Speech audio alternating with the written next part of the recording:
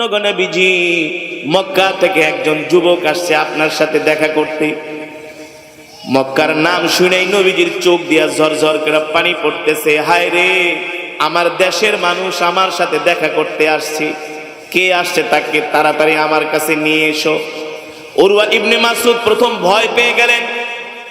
13 বছর যাকে কষ্ট দিয়া নির্যাতন কইরা জুলুম করে মক্কা থেকে মদিনায় পাঠাইছি, যদি সে এখন আমাকে একা পায়া যদি প্রতিশোধ নেয়, কিছুই করার।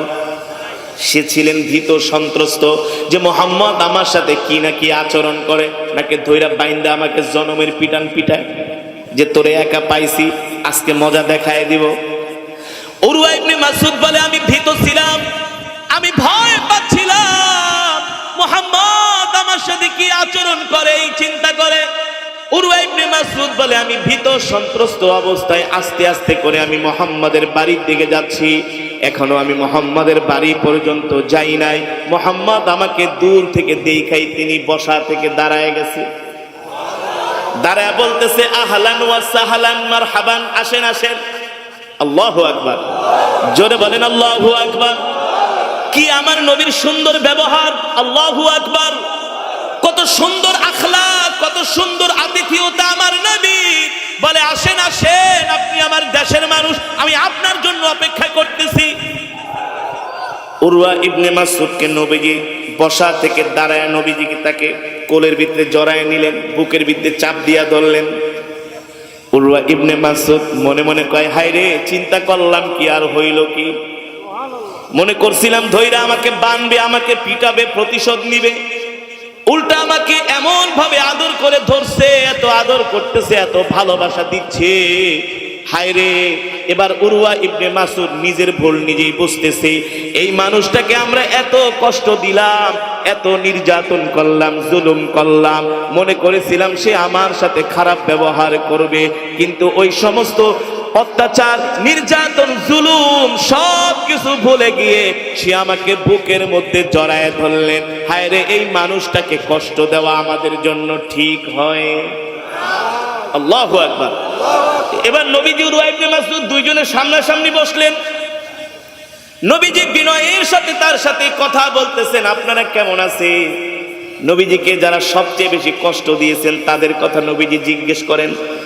অমুকে কেমন আছেন, অমুকে কেমন আছেন, আমার ওই চাচা কেমন আছেন, আমার ওই ভাইয়েরা কেমন আছেন। এই কথা শুনে উরওয়া ইবনে মাসউদের চোখ দিয়া ঝরঝর করে পানি পড়তেছে। আল্লাহর নবী জিজ্ঞেস করেন, লিমা তাবিকি, আপনি কেন কান্না করেন? এ মুহাম্মদ ইবনে আব্দুল্লাহ, কেন কান্না করি এই কথাটাও যে আমি তোমাকে বলবো, আমি লজ্জায় বলতে পারি না। আল্লাহর নবী বলেন, কেন কেন আপনি কান্না করেন বলেন। শোনো মুহাম্মদ ইবনে আব্দুল্লাহ, আমরা আপনাকে এত কষ্ট দিয়া মক্কা থেকে নির্যাতন কইরা জুলুম কইরা আপনাকে দেশ থেকে তাড়ায় দিলাম। যেই মানুষগুলো আপনাকে সবচেয়ে বেশি কষ্ট দিয়েছে ওই মানুষগুলার খবর নিতেছেন। আপনার মতো এত ভালো মানুষ পৃথিবীর জমিনে আর হতে পারে না। উরওয়া ইবনে মাসউদ আবেগের বশবর্তী হয়ে একটু হাত বাড়ায় নবীজিকে আদর করার চেষ্টা করতেছেন। আরবদের স্বভাব হলো কাউকে ভালোবাসলে একটু গায়ে হাত দেয়, চেহারার মধ্যে হাত দিয়ে আদর করে আর শুধু দোয়া করে। আরবদের স্বভাব। উরওয়া ইবনে মাসউদ তার হাত বাড়ায় দিলেন, নবীজির গাল মোবারকের দাড়ির মধ্যে একটু হাত দিয়ে আদর করতেছেন। পাশে বসা ছিল রাসূলের প্রিয় সাহাবী আব্দুল্লাহ ইবনে মুগীরা ইবনে শুবা রাদিয়াল্লাহু তাআলা আনহু। আল্লাহু আকবার। তিনি তাকায় তাকায় দেখতেছেন উরওয়া ইবনে মাসউদ নবীজির দাড়ি মোবারকে হাত দিয়া, গালে হাত দিয়া ডলতেছেন। সাহাবী খাপ থেকে তরবারি বের করলেন, বের করে বলে, এ বেটা, কার চেহারায় হাত দেস, কার দাড়িতে হাত দেস? কলিজার টুকরা নবী, কোন বেয়াদবি যদি করস কল্লাটা ফালায় দিব। আর জোরে বলেন আল্লাহু আকবার। উরওয়া ইবনে মাসউদ মনে মনে ভাবে, হায় রে, আমি তো মুহাম্মাদের চেহারার মধ্যে মনে কোনো দোষ করে হাত দেই নাই, আমি তো আদর করে হাত দিছি। আমার আর বুঝতে বাকি নাই মুহাম্মাদের সাথী সঙ্গীরা, তার সাহাবীরা মুহাম্মদ ইবনে আব্দুল্লাহকে জীবনের চাইতেও ভালোবাসে। আর জোরে বলেন আল্লাহু আকবার। এখানেই শেষ না। উরওয়া ইবনে মাসউদ 3 দিন নবীজির দরবারে ছিলেন। কয়দিন? জোরে বলেন কয়দিন? সালাসা ইয়াউম, 3 দিন ছিলেন নবীজির দরবারে। নবীজি ওযু করে কি করে? জোরে বলেন কি করে? নবীজি ওযু করে, সাহাবীরা ওযুর পানি পর্যন্ত জমিনে পড়তে দেয় না।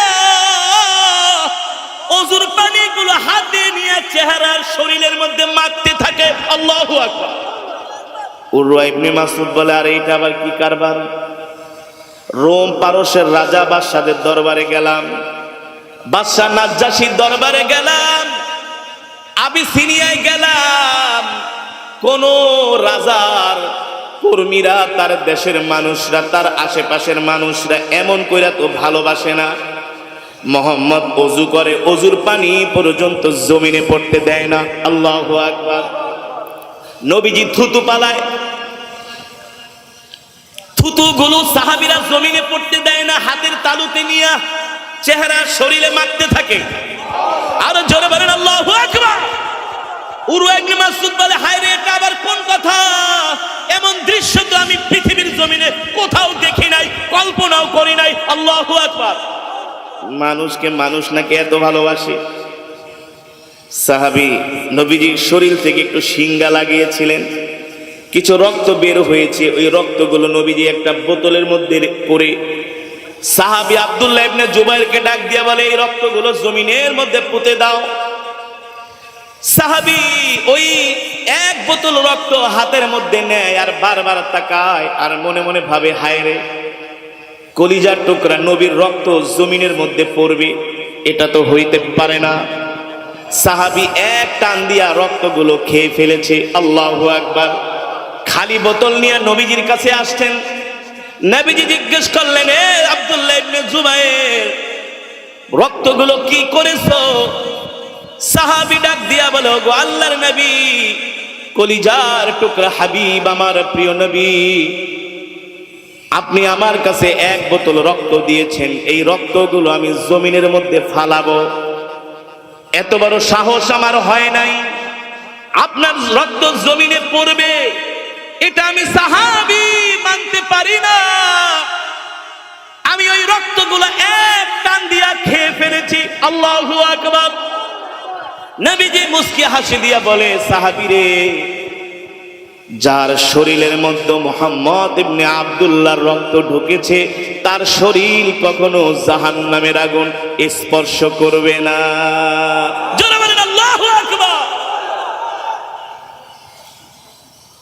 নবীজি যেই দিকে যায় সাহাবীরা সেই দিকেই যায়। নবীজির জন্য সাহাবীরা জীবন দিতে রাজি। সবার যা কিছু আছে সব আল্লাহর নবীর দরবারে নিয়ে আসি। উরওয়া ইবনে মাসউদ 3 দিন পর্যন্ত মদিনায় থাকলেন। এই দৃশ্য দেখা সে এমন ভাবে অভিভূত হলেন, সে নবীজিকে বললেন, ওগো আল্লাহর পয়গম্বর, আপনি আমাকে ছুটি দেন, আমি এই 3 দিন আপনার দরবারে আইসা, আপনার ঘরে আইসা, আপনার দেশে আইসা আমি যা দেখলাম, আমি এখন মনে করতেছি এই সব কথাগুলো মক্কার কাফেরদেরকে আমার শোনানো দরকার। আল্লাহু আকবার। আর তারা আমাকে পাঠিয়েছো এই জন্যে। তবে এই যাওয়া শেষ যাওয়া না, এই যাওয়া শেষ যাওয়া না। আমি আপনার যে আখলাক, যে ব্যবহার দেখলাম, আমি আপনার প্রতি মুগ্ধ হয়েছি, অভিভূত হয়েছি। তবে আমি আপনাকে আশ্বস্ত করছি, আমি আপনার হাতে কালেমা পড়ে মুসলমান হয়ে যাব। জোরে বলেন আল্লাহু আকবার। শুধু আমি না, আমার সাথে আরো ভাই বেরাদার নিয়ে আসব। উরওয়া ইবনে মাসউদ এই কথা বলে মক্কায় চলে গেলেন। মক্কার কাফেরদের মধ্যে সাজ রব পড়ে গেছে, উরওয়া আসছে, মদিনা থেকে আসছে, চলো সবাই বাইতুল্লাহ চলো, কি খবর নিয়ে আসলো, ভাতিজা কি অবস্থায় আছে না আছে। কারণ তারা সব সময় আতঙ্কে থাকতেন, কোন সময় আইসা আবার হামলা করে। মক্কার কাফেরেরা বলে, চলো চলো বাইতুল্লাহ চলো। ভাতিজা কি করে না করে সব খবর নিয়ে উরওয়া ইবনে মাসউদ আসছে। সন্ধ্যার সময় সব কাফেরেরা বাইতুল্লাহ একত্রিত হলেন, জমা হলেন। আবু জেহেল ডাক দিয়া বলে, উরওয়া কি দেখে আসছো, ভাতিজার কথা আমাদেরকে শোনাও। উরওয়া ইবনে মাসউদ বলে, আবু জেহেল রে, মুহাম্মদ ইবনে আব্দুল্লাহর কথা তোমাদেরকে আমি আর কি শোনাবো? তবে শোনানোর আগে, আমি যা দেখে আসছি তা বলার আগে তোমাদেরকে আমি একটা কথা বলি, তোমরা যদি বাঁচতে চাও তাহলে এখনো সময় আছে।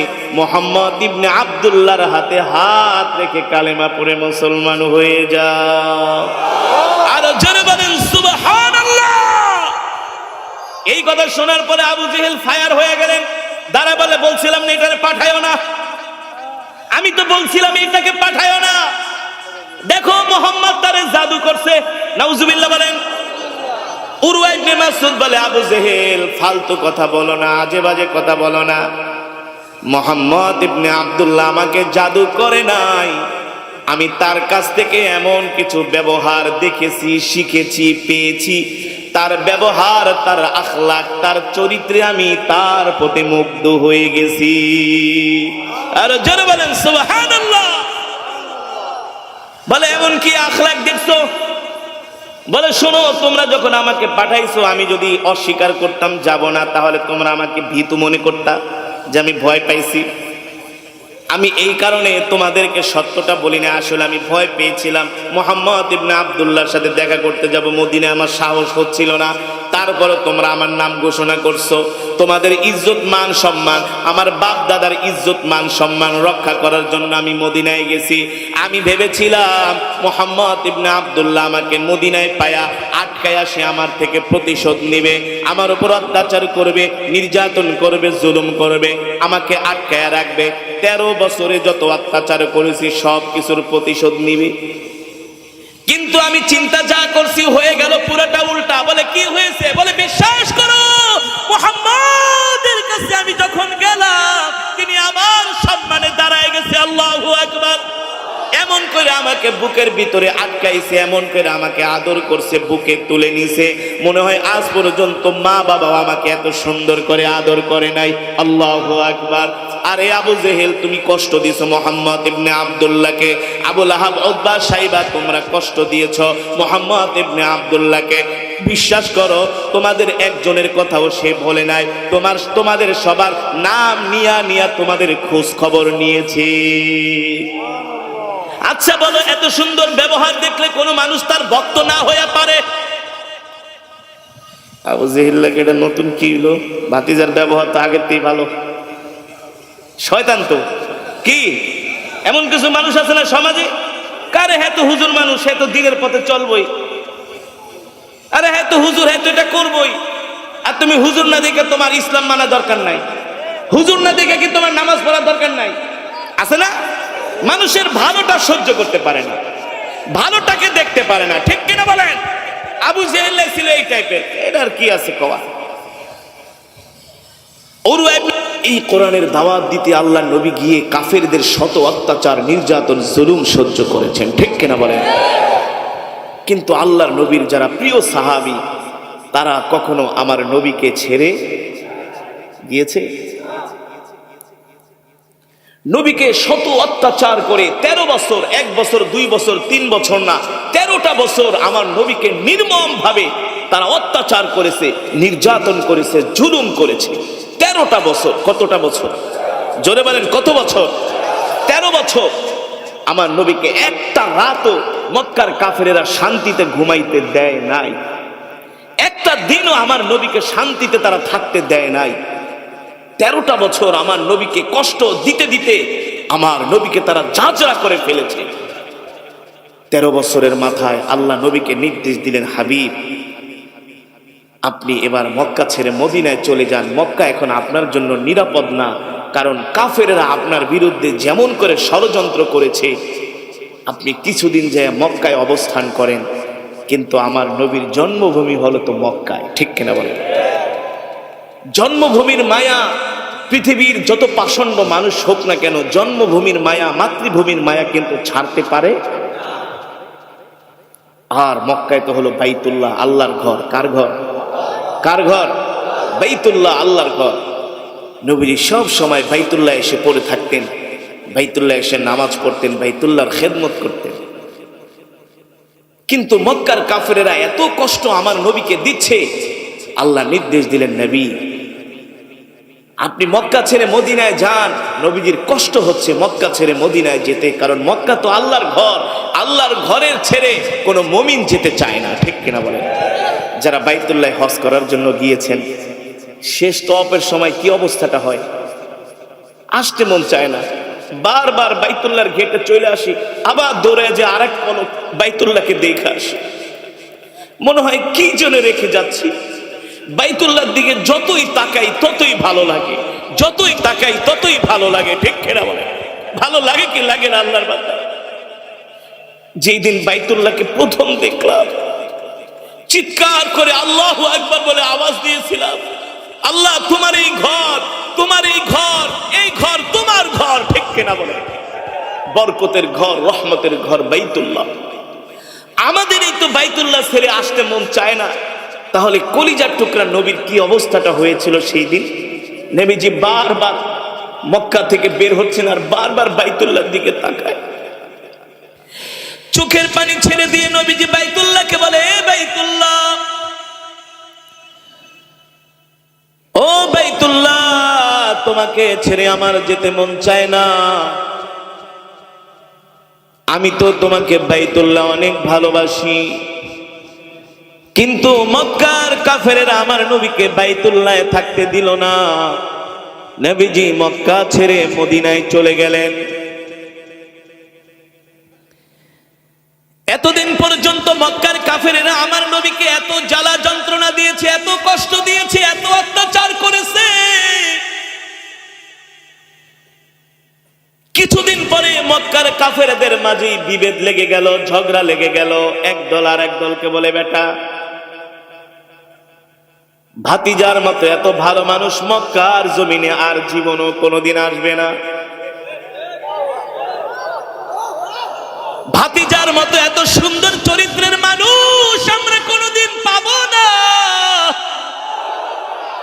হায়রে, আমরা আমাদের কপালটাকে পুড়ে ফেললাম। এক গ্রুপ আবু জেহেলকে দোষারোপ করে, আবু জেহেল তোমার মতো খারাপ মানুষের কারণেই ভাতিজা মোহাম্মদ মক্কা ছেড়ে চলে গেছে। আবু জেহেলের ভয়ে মক্কার অনেক কাফেরেরা, অনেক যুবকেরা যারা নবীজিকে কলিজা দিয়া ভালোবাসতেন, তারা ঢুকরে ঢুকরে রাতের বেলা কান্না করেন। তাদের মধ্য থেকে একজন সাহাবী আব্দুল্লাহ, পরবর্তীতে তিনি কালিমা পড়ে মুসলমান হয়েছেন। তিনি এখনো ঈমান গ্রহণ করে নাই, তিনি ছিলেন একজন এতিম, কিন্তু আল্লাহর নবীর দরবারে এসে সব সময় পড়ে থাকতেন।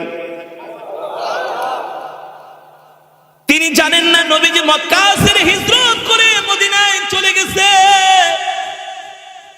এবার নবীজির বাড়িতে আসে, নবীজির ঘর তালা। আব্দুল্লাহ শান্তি পায় না, মক্কার কাফেরদের কাছে ভয়ে ভয়ে জিজ্ঞেস করে, ভাই আইনা মুহাম্মদ ইবনে আব্দুল্লাহ? আরে মুহাম্মদ ইবনে আব্দুল্লাহ কোথায়? মক্কার কিছু মানুষ আব্দুল্লাহকে ডাক দিয়ে বলে, আব্দুল্লাহ জোরে জোরে বলো না, তাহলে তোমার উপরে আবু জেহেলরা অত্যাচার করবে। বলে, ভাই কি হয়েছে বলো তো, মুহাম্মদকে অনেকদিন ধরে দেখি না। বলে, আরে বোকা, সে তো আর মক্কায় নাই, মুহাম্মদ তো মক্কা ছেড়ে মদিনায় চলে গেছে। আব্দুল্লাহ ডাক দিয়া বলে, বলো কি? বলে, হ্যাঁ। আব্দুল্লাহ দৌড়াইয়া বাড়িতে গেছে, তার চাচাকে ডাক দিয়া বলে, ইয়া আম্মি, চাচা এদিকে আসেন, তাল তাল আসেন, আপনার সাথে আমার কথা আছে। বলে, কি কথা ভাতিজা? ছোট থেকে তোমাকে বড় করলাম, কোনোদিন এমন করে তুমি আমাকে ডাক দাও নাই। তোমার ভাষার মধ্যে, কথার মধ্যে কেমন যেন রুক্ষ রুক্ষ ভাব, এমন কি হয়েছে তুমি আমাকে এইভাবে ডাকতেছো? আব্দুল্লাহ ডাক দিয়া বলে, চাচা, আমার বাবা মারা যাওয়ার পরে আপনি আমাকে বাবার স্নেহ, আদর, মায়া, মমতা দিয়া বড় করেছেন। আম্মুর রাজুলি সিলউ আবি, চাচা বাপের মতো। বাবা যদি মারা যায়, চাচার শরীর থেকে বাবার ঘ্রাণ পাওয়া যায়।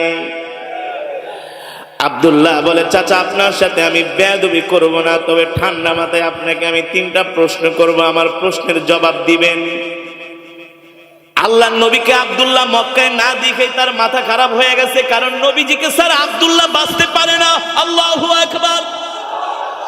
যেমন এই বাংলার জমিনে এমন কিছু যুবক আছে যারা আলেমদের ছাড়া চলতে পারে না, যারা কলিজা দিয়ে আলেমদেরকে ভালোবাসে। বাসে কি বাসে না?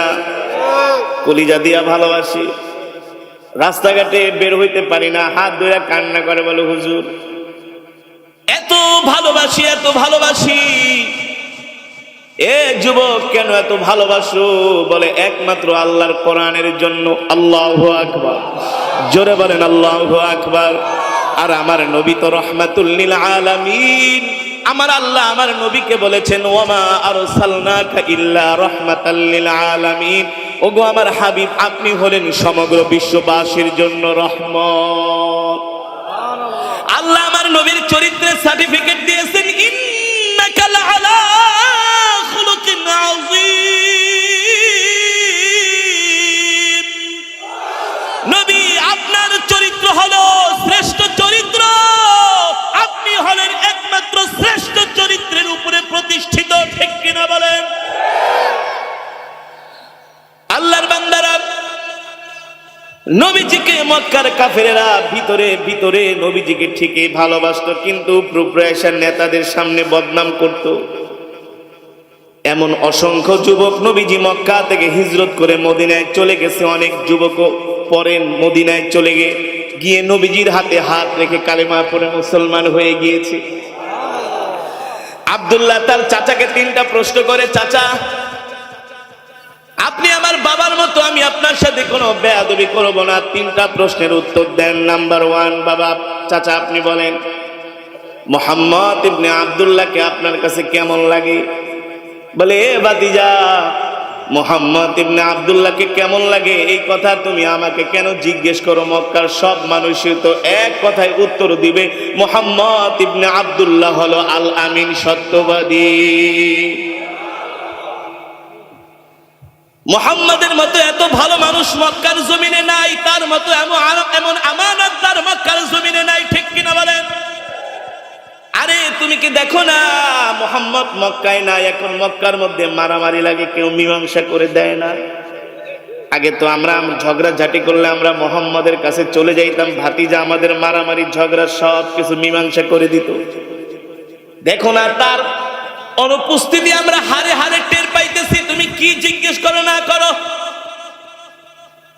বলে, চাচা আপনি সত্যি করে বলতেছেন? বলে, হ্যাঁ, আমার কথার মধ্যে কোনো মিথ্যার লেশ মাত্র নাই। তাহলে বলেন চাচা, মুহাম্মদ ইবনে আব্দুল্লাহ যে কোরআন তেলাওয়াত করে আপনার কাছে কেমন লাগে? বলে, ভাতিজা আমি তো একটা ছোট নেতা, আমাদের বড় নেতা আবু জেহেল সেই তো কয়েকবার ধরা খেয়েছে। মুহাম্মদ ইবনে আব্দুল্লাহর তেলাওয়াত শোনার জন্য আবু জেহেল গভীর রজনীতে বাইতুল্লাহ চলে যায়। আমাকে আর কি জিজ্ঞেস করো, আমি তো ছোট একটা নেতা। এবার আব্দুল্লাহ বলে, চাচা আপনি বলছেন মুহাম্মদ ইবনে আব্দুল্লাহ হলো এই মক্কার সবচেয়ে ভালো মানুষ। শুধু মক্কার শ্রেষ্ঠ ভালো মানুষ না, সারা পৃথিবীর। ঠিক কিনা বলেন? আমার নবীর চরিত্র ফুলের মতো না, ফুলের চেয়েও পবিত্র। ফুলেরও কলঙ্ক আছে, চাঁদেরও কলঙ্ক আছে, কিন্তু আমার নবীর কলঙ্ক নাই। ঠিক কিনা বলেন? আমার নবীর চরিত্র ফুলের চাইতেও পবিত্র। ঠিক কিনা বলেন? তোমার নেতা আমার নেতা, জোরে বলেন, তোমার নেতা আমার নেতা বিশ্বনবী মুস্তাফা। আমাদের নেতা হলেন বিশ্বনবী মুস্তাফা সাল্লাল্লাহু। এবার আব্দুল্লাহ ডাক দিয়া বলে, চাচা আপনি বলছেন মুহাম্মদ ইবনে আব্দুল্লাহর মতো ভালো মানুষ মক্কার জমিনে নাই, আর মুহাম্মদ ইবনে আব্দুল্লাহ যে কোরআন তেলাওয়াত করে, তেলাওয়াত শোনার জন্য সব কাফেরেরা বাইতুল্লাহ ভিড় জমায়, আপনিও তেলাওয়াতের পাগল। চাচা এবার 3য় নম্বরে প্রশ্ন হলো, মুহাম্মদ ইবনে আব্দুল্লাহ আমাদেরকে যেই দ্বীনের দাওয়াত দেয়, মুহাম্মদের দ্বীন ইসলাম আপনার কাছে কেমন লাগে? আল্লাহু আকবার। সত্য কথা বলতে ভয়, জোরে বলে, সত্য কথা বলতে ভয়। আমাদেরকে কিছু মানুষ উপদেশ দেয়, বলে হুজুর এত গরম গরম দরকার নাই, এত একটু ঠান্ডা ঠান্ডা হয়ে বলেন। আরে ভাই, আল্লাহর নবী কখনো আবু জেহেলের সামনে সত্য প্রকাশ করতে কখনো দ্বিধা করে নাই, আবু লাহাবের সামনে ভয় পায় নাই, উতবার সামনে ভয় পায় নাই, আবু সুফিয়ানের সামনেও ভয় পায় নাই। এই কারণে আবু সুফিয়ান কালেমা পড়ে মুসলমান হয়ে গিয়েছে, ঠিক কিনা বলেন? এই পৃথিবীর জমিনে কিয়ামত পর্যন্ত একটা হকের দল থাকবেই থাকবে, একটা হকের দল হক কথা সত্য কথা বলবে, ঠিক কিনা বলেন? যদি আমরা তাদের অন্তর্ভুক্ত হয়ে যাই আমাদের কপাল খুলে যাবে। আর যদি আমরা শুধু হেকমত খুঁজা বোবা শয়তানের মতো যদি শুধু শয়তানি করি, তাহলে আমাদের কপাল পড়ে যাবে, ঠিক কিনা বলে? ভাতিজা, চাচা ডাক দিয়ে বলে, ভাতিজা সাবধান। কি বলো না বলো, মাথা খারাপ হয়ে গেছে নাকি? পরিবেশ পরিস্থিতি দেখো না, পরিবেশ পরিস্থিতিকে আজ করতে পারো না, সাবধান, মুখ সামলায় কথা বলো। ভাতিজা বলছে, এই চাচা আপনি কিন্তু বলেছেন মুহাম্মদ ইবনে আব্দুল্লাহর মতো ভালো মানুষ মক্কায় নাই, তার তেলাওয়াত শুনেন, সত্য কথা কেন বলবো না? চাচা ভাতিজার মধ্যে বাক বিতণ্ডা শুরু হয়ে গেছে। ভাতিজা তো ইমানের বলে বলিয়ান হবে, সে তো ইসলাম গ্রহণ করার জন্য উন্মুখ হয়ে আছে, পিপাসার্থ হয়ে আছে, ঠিক কিনা বলে? একটা মানুষ যখন সারাদিন পানি খায় না, তার সামনে পানি আসলে কি করে? ঠিক সাহাবায়ে কেরাম যারা ইসলাম গ্রহণ করেছেন, তারা দ্বীন পাওয়ার জন্য, ইসলাম পাওয়ার জন্য, ইসলাম দ্বীনের কালেমা গ্রহণ করার জন্য তারা পিপাসার্থ হয়েছিলেন। বলে, চাচা গোজামিল দিয়ে আর লাভ নাই, সত্য বলতেই হবে। শোনেন, আপনার সাথে এবার আমার ফাইনাল খেলা। কি খেলা? এতক্ষণ যা খেলছি টি-20 ঘোড়ার ডিম, এখন ফাইনাল। আপনাদের সাথে নরম কথায় হবে না। কুকুরের লেজ কোনোদিন ঘি দিয়া মাখলেও কুকুরের লেজ সোজা হয় না, জোরে বলেন, সোজা হয়? বলে, চাচা শেষ কথা হলো, আপনি কি মুহাম্মদের ধর্ম গ্রহণ করবেন কি করবেন না? আগে এটা বলেন। চাচা গাই কি বলো না বলো, নিজের বাপ দাদার ধর্মে চুনকালি মাখবো, এটা হতে পারে? এটা হতে পারে? আব্দুল্লাহ বলে, আপনি মুহাম্মদ ইবনে আব্দুল্লাহ ধর্ম গ্রহণ করলে করেন, না করলে না করেন। বলে, তুমি কি করবা? বলে, আমি সে তো মক্কায় না থাকলে না থাকুক, যেখানে আছে সেখানেই চলে যাও। জোরে বলেন সুবহানাল্লাহ। কি করব? সেখানেই। এভাবে এক এক করে মক্কার যুবকেরা মদিনার দিকে তারা ভিড় জমাচ্ছে। আজকে দেখে সে নাই, কালকে দেখে সে নাই, কথা বুঝেন নাই? পরশুদিন দেখে তার ছেলে নাই, কিরে সব মদিনায় চলে যেতেছে। আল্লাহু আকবার, জোরে বলেন আল্লাহু আকবার। তারা মদিনায় যে নবীজির হাতে হাত রেখে কালেমা পড়ে মুসলমান হয়ে যাচ্ছে। এইদিকে আবু জেহেল, উতবা, সাইবা, আবু লাহাবরা চিন্তায় পড়ে গেল, কিরে এইভাবে করে যদি যুবকরা আমাদেরকে ছেড়ে চলে যায়, তাহলে তো আমাদের অবস্থা খারাপ হয়ে যাবে। তারা মিটিং এ বসলো, বাইতুল্লাহর চত্বরে মিটিং এ বসলো যে, এই শোনো, আসলে ভাতিজা মোহাম্মদ মদিনায় কি করে এটা আমাদের এখন জানবার বুঝবার সময় হয়েছে। কারণ সব যুবকরা আস্তে আস্তে করে মক্কা ছেড়ে মদিনায় চলে যেয়ে তারা কালেমা পড়ে ইসলাম গ্রহণ করতেছে। আল্লাহু আকবার। এটা কিন্তু আমাদের জন্য শুভ সংবাদ না, ভালো খবর না। কারণ তারা মদিনায় সংগঠিত হইয়া আবার আইসা আমাদের উপরে প্রতিশোধ নিতে পারে, ঠিক কিনা বলেন? যে ভাতিজারে এত জ্বালান জ্বালাইছি, এত অত্যাচার করছি, মনে হয় সে 13 বছরের ঝাল আমাদের উপর মিটাইতে পারে। তারা বাইতুল্লাহ মিটিংয়ে বসা বলল তাহলে কি করা যায়, বলে আমাদের মধ্য থেকে একজন প্রতিনিধি আমরা মদিনায় পাঠাই,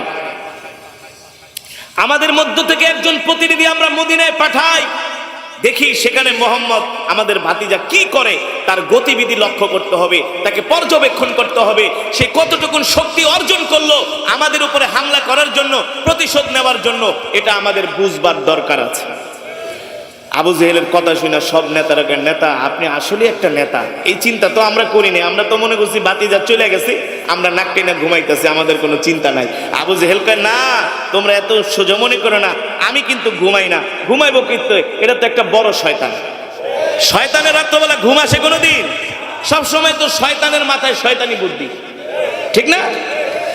এবার মক্কার কাফিরেরা তারা সিদ্ধান্ত নিল যেন তেন মানুষকে পাঠানো যাবে না, যাকে পাঠাবো সে হতে হবে বুদ্ধিমান, জ্ঞানী, বিচক্ষণ, সুশিক্ষিত। এমন একজন যুবককে তোমরা নির্বাচন করো যাকে আমরা মদিনায় পাঠাবো মুহাম্মদের গতিবিধি লক্ষ্য করার জন্য। বৈঠকের মধ্যে সিদ্ধান্ত হলো একজন যুবক, তার নাম হলো উরওয়া ইবনে মাসউদ। তিনি ছিলেন একজন সুশিক্ষিত মানুষ, শিক্ষিত পার্সন, কবি স্বভাবের মানুষ, চিন্তাশীল মানুষ। মক্কার সব মানুষ তার উপরে আস্থা রাখে, তাকে সম্মান করে, ভালোবাসে। আবু জেহেল বলল আমি উরওয়া ইবনে মাসউদকে নির্বাচন করতে চাই মদিনায় পাঠানোর জন্য। আবু লাহাব বলে আমিও, আমারও একই প্রস্তাব। সব কাফেরেরা একই প্রস্তাব দিল, উরওয়া ইবনে মাসউদকে মদিনায় পাঠাই। যখন উরওয়া ইবনে মাসউদের নাম নির্বাচন করা হলো, একটু পরে আবু জেহেল চিন্তা ভাবনা করে বলে না না, ওরে পাঠানো যাইব না। আবু লাহাব বলে কেন, তুমি তো প্রথম নাম বললা। বলে না, শিক্ষিত যুবক যদি, কারণ শিক্ষার একটা মূল্য আছে, শিক্ষার একটা দাম আছে। শিক্ষিত মানুষ কখনো গর্তের মধ্যে পা দেয় না, সে গর্তে পা দেওয়ার আগে বারবার চিন্তা করে, ঠিক কিনা বলেন? আর যে মূর্খ সে কখনো চিন্তা করে না, ডাইরেক্ট পা ঢুকায় দেয়, যা হবার হবে। পিছন দিক দিয়া পাহাড় ঠেলে। আবু জেহেল বলে না, ওই শিক্ষিত যদি মোহাম্মদ কোন রকম একটু বুঝায় ঠুজায় তাহলে কিন্তু সে ইসলাম ধর্ম নিয়ে গবেষণা করে কালেমা পড়ে মুসলমান হয়ে যাবে। কত বড় শয়তান! আবু লাহাব বলে না, এখানে তোমার শয়তানি আছে, প্রথম যার নাম ঘোষণা করছি তাকেই পাঠাও। আবু জেহেল পরসিনি বেকায় দেয়, ঠিক আছে বাবা, তোমরা যাকে পাঠাও পাঠাও। এবার উরওয়া ইবনে মাসউদকে মদিনায় পাঠানো হলো। মক্কা থেকে মদিনার দূরত্ব হলো 450 কিলোমিটার, ঠিক কিনা বলেন? এ তো এখনকার দূরত্ব, ওই সময় তো আর আধুনিক রাস্তাঘাট ছিল না, পাহাড়ের গিরিপথ বেয়ে বেয়ে মক্কা থেকে মদিনায় যেতে হতো। তার মানে এখন 450 কিলো হলো, ওই সময় আরো 400 কিলো বেশি। অনেকদিন সফর করে উরওয়া ইবনে মাসউদ মদিনায় পৌঁছালেন। মদিনার উপকণ্ঠে যে তিনি মানুষদেরকে জিজ্ঞেস করলেন, হাল আনতা তারিফুনি, তুমি কি মুহাম্মদ ইবনে আব্দুল্লাহকে চেনো? আইনা মুহাম্মদ ইবনে আব্দুল্লাহ, মুহাম্মদ ইবনে আব্দুল্লাহর বাড়ি কোথায়? বলে তুমি কোত্থেকে এসছো? বলে জিতু মিনাল মক্কা, আমি মক্কা থেকে আসছি। কেন আসছো? বলে আমি মুহাম্মদ ইবনে আব্দুল্লাহর সাথে দেখা করার জন্য আসছি। আল্লাহু আকবার! মদিনার মানুষও জানতো আল্লাহর নবী মক্কা থেকে আসছেন। দেশের মানুষের কথা শুনা ওই লোক দৌড় দিয়ে আল্লাহর নবীর দরবারে গেছেন। কি দেখছো বলো? বলে আমি বাদশাহ নাজ্জাশীর দরবারে গেছি, হিরাক্লিয়াসের দরবারে গেছি, আমি তাদের রাজপ্রাসাদ গুলো ঘুরে ঘুরে দেখছি, তাদের সাথে আমি সাক্ষাৎ করেছি, কিন্তু মুহাম্মদ ইবনে আব্দুল্লাহর দরবারে যা দেখছি 14 গোষ্ঠী তো তা দেখি নাই। বলে কি দেখছো? বলে শোনো শোনো, মুহাম্মদ ইবনে আব্দুল্লাহ যখন ওযু করে তার ওযুর পানিগুলো তার সাথী সঙ্গীরা জমিনে পড়তে দেয় না, বরকতের জন্য তারা হাতের মধ্যে ওযুর পানি নিয়ে শরীরে মাখতে থাকে। বলে বলো কি? বলে হ্যাঁ, এখানেই শেষ না, আরে মুহাম্মদ ইবনে আব্দুল্লাহর থুতু পর্যন্ত তার সাথী সঙ্গীরা জমিনে পড়তে দেয় না। আল্লাহু আকবার। তোমরা কি ভাবছো মুহাম্মদ ইবনে আব্দুল্লাহর রক্ত ঝরাইবা আর তার সাথী সঙ্গীরা চুপ করে বসে থাকবে? না না না, 13টা বছর মুহাম্মদ ইবনে আব্দুল্লাহ মক্কায় তোমরা তাকে কষ্ট দিছেও, এখন আর কষ্ট দেওয়ার দিন শেষ, এখন আর কষ্ট দেওয়ার দিন শেষ। আমি যা দেখলাম, আমি যা বুঝলাম, অল্প কিছু দিনের মধ্যেই মক্কার ক্ষমতা তোমাদের হাত থেকে চলে যাবে। আবু জেহেল না, এটারে ভালো করে জাদু করছে, মুহাম্মাদের পক্ষে চলে গেছে। কি করছে? পাঠাইলাম ভালো মনে করে, তোর নামটা ঘোষণা করলাম, আর তুই এমন ক্ষতি করতেছিস এতগুলো মানুষের সামনে। এই কথা যদি বলে তাহলে একটা প্রভাব হয় না মানুষের মাঝে, একটা প্রতিক্রিয়া তো হয়। বলে কি এই অবস্থা, হ্যাঁ তাহলে চলো আমরাও মদিনায় জায়গা, মুহাম্মাদের সাথে যাই যোগ দিই, তার হাতে হাত রেখে কালেমা পড়ে মুসলমান হয়ে যায়। আল্লাহু আকবার। আবু জেহেল লাশ পর্যন্ত চুপ থাক, বন্ধ কর, শুনতে চাই না। ভালো কথা শুনতে তো ভালো লাগে না, শয়তানের ভাল লাগে। জোরে বলেন ভাল লাগে? বলে দেখ চুপ থাক, তুই মুহাম্মাদের দলে চলে গেছিস। শুধু দলে চলে যায় না, আমিও যাবো, আমার যা ভাই ব্রাদার আছে সবাই নিয়ে একটু পরে আমি মদিনায় যে কালেমা গ্রহণ করব, ইসলাম গ্রহণ করব। আর জোরে কোন সুবহানাল্লাহ। উরওয়া ইবনে মাসউদ বলে, আবু জেহেল, আবু লাহাব, উতবা, সাইবা, তোমরা শুইনা রাখো, তোমাদের দিন আর বেশি দিন নাই, তোমাদের হাতে মক্কার ক্ষমতা থাকবে না। বলে এই সমস্ত কথা কোত্থেকে পেয়েছো? সত্যি কইরা বলো। বলে শোনো শোনো, আমি যখন মক্কা থেকে মদিনায় ঢুকলাম, একজন ইহুদি গণকের সাথে আমার দেখা হয়েছে। কি হয়েছে? জোরে বলেন কি হয়েছে? ইহুদি গণক আমাকে ডাক দিয়া বলল, তুমি কি মদিনায় গেছিলা নাকি? বলে হ্যাঁ। কি কি দেখে আসছো? বলে এই দেখে আসছি। কি কি দেখে এসছো? বলে এই অবস্থা দেখে এসছি। ইহুদি গণক বলে, শোনো শোনো, আমি আমার ধর্মীয় কিতাবের মধ্যে যা পেয়েছি তোমার সব কথার সাথে মিলা গেছে। তার মানে মক্কার ক্ষমতা আর কিছুদিনের মধ্যেই মুহাম্মদ ইবনে আব্দুল্লাহর হাতে চলে যাবে। আল্লাহু আকবার। জোরে বলেন আল্লাহু আকবার। উরওয়া ইবনে মাসউদ, এই তুই আমার কথা বিশ্বাস না করলে তোর বাপের কাছে যা, যা, তোর গণক বাপ কইছে, তোর গণক বাপ বলছে যা। ইহুদিদের বড় আলেম ছিলেন জায়েদ, নাম কি? আবু জেহেল তার কাছে গেছে, এই ভাই সত্যি করে কোন, আপনি ইহুদিদের বড় আলেম, কোনোভাবে ভাতিজারে ঠেকাইতে পারছি না। আপনি তো তাওরাত পুরাটা মুখস্থ করছেন, আপনি তাওরাতের মধ্যে কি পাইছেন? জায়েদ বলতেছে, আবু জেহেল, আমি তাওরাতের মধ্যে কি পাইছি না পাইছি এটা শোনার আগে আপনি সত্যি করে বলেন, আপনি মুহাম্মদের সম্বন্ধে এতদিন কি জানছেন? বলে, জায়েদ বিশ্বাস করেন, ভাতিজাকে কোনোভাবেই ঠেকাইতে পারছি না, কোনোভাবেই তাকে দমাতে পারছি না। তবে অবস্থা বেশি ভালো মনে হয় না। ভাতিজা যে কোরআনের তেলাওয়াত করে, মানি বা না মানি, আমরা তো এটাকে কবি বলে চালাই দিই, কবিতা, গণক ঠনক, জাদুকর, মিথ্যাবাদী অনেক কিছু বলি। আসলে বিষয়টা সব মিথ্যা। আপনার সাথে সত্য কথা বলতেছি। আমাদের বাপ দাদারা কবি ছিল, কিন্তু ভাতিজা মুহাম্মাদের এই কোরআনের তেলাওয়াতের সাথে কবিতার কোনো মিল নাই। কিন্তু এই কথা আপনি আর কাউকে। জায়েদ বলেন, শোনেন, আমি ইহুদিদের বড় আলেম, তাওরাত পুরোটা মুখস্থ করছি। তাওরাত এমন এক কিতাব, কোরআন শরীফের মধ্যে 1114 সূরা, আর তাওরাতের মধ্যে 1000 সূরা। কয় হাজার? কয় হাজার? কোরআন শরীফের যেটা শেষ সূরা, সূরা নাস, আমি আপনাদেরকে তেলাওয়াত করে শুনিয়েছি, খেয়াল করে শুনছেন? 6টা আয়াত কোরআন শরীফের শেষ সূরা। আর তাওরাতের যেটা শেষ সূরা, ওই ছোট সূরার মধ্যে আয়াত সংখ্যা হলো 1000। এবার বোঝেন তাওরাত কত বড় কিতাব। পুরোটা মুখস্থ করছি, তবে আমি তাওরাত পড়া যা পাইছি, আবু জেহেল টিকতে পারবেন না, টিকতে পারবেন না। তাওরাতের মধ্যে বলা হয়েছে শেষ জামানায় একজন নবী আসবে, তার নাম হবে মুহাম্মদ ইবনে আব্দুল্লাহ। শুধু মক্কা না, শুধু মক্কা না, পুরা রোম পারস্য মক্কা তার বিরুদ্ধে চলে যাবে, তার একটা পশমও ছিঁড়তে পারবেন না, পারবেন না, পারবেন না। আল্লাহু আকবার, আল্লাহু আকবার। কালেমা পড়ে মুসলমান হয়ে যান, এখনো সময় আছে। আপনাদের কাছে আমার প্রশ্ন, পৃথিবীর ইতিহাসে 1400 বছর থেকে শুরু করে অদ্যাবধি পর্যন্ত যারা ইসলামের বিরুদ্ধে, দ্বীনের বিরুদ্ধে, কোরআনের বিরুদ্ধে অবস্থান নিয়েছেন, আল্লাহ তাদের অস্তিত্বকে বিলীন করে দিয়েছেন। ঠিক কিনা বলেন? তার মানে ইসলাম ছিল, ইসলাম আছে। জোরে বলেন।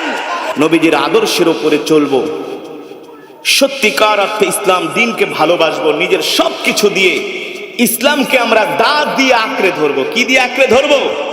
দাঁত দিয়ে আঁকড়ে ধরবো। তারাই হতে পারবে ইমাম মাহাদির সৈন্য, তারাই হবে ইমাম মাহাদির সৈনিক। ঠিক কিনা বলেন? এ কারণে ইসলামকে ভালোবাসতে হবে, দ্বীনকে ভালোবাসতে হবে, ইসলাম অনুযায়ী চলতে হবে, দ্বীন অনুযায়ী চলতে হবে।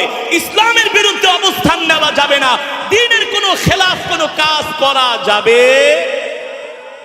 হারামকে হারাম মনে করতে হবে, হারামকে হারাম মনে করতে হবে, গুনাহ থেকে বেঁচে থাকতে হবে। ইসলামের উপরে আমরা যখন সঠিকভাবে চলবো, আল্লাহ তখন আমাদের ঈমানকে বৃদ্ধি করে দিবেন। আল্লাহ তাআলা আমাদের আমলের ভিতরে স্বাদ দিবেন, মজা দিবেন। ঠিক কিনা বলেন? আল্লাহ তাআলা আমাদের সকলকে, যে নবীজি ইসলামের জন্য এত কষ্ট করেছেন, আমরা যেন সেই ইসলামের উপরে মৃত্যুর আগ পর্যন্ত অটল অবিচল থাকতে পারি। ঠিক কিনা বলেন? এটাই তো আমাদের উদ্দেশ্য, নাকি? নাকি আমরা গরু খাওয়া মুসলমান হব, 6 নম্বর মুসলমান হব, লাউ খাওয়া মুসলমান হব, মিষ্টি খাওয়া মুসলমান হব? না না, আমরা ঈমানওয়ালা মুসলমান হব। ঠিক কিনা বলেন? আল্লাহ আমাদের তৌফিক দান করুন, আল্লাহ আমাদের ঈমানি শক্তিকে বৃদ্ধি করুন, এই মাহফিলকে কবুল করুন। আপনারা এই মাহফিলে, এটা বিশাল আয়োজন, 3 দিন ব্যাপী মাহফিল, বিশাল আয়োজন।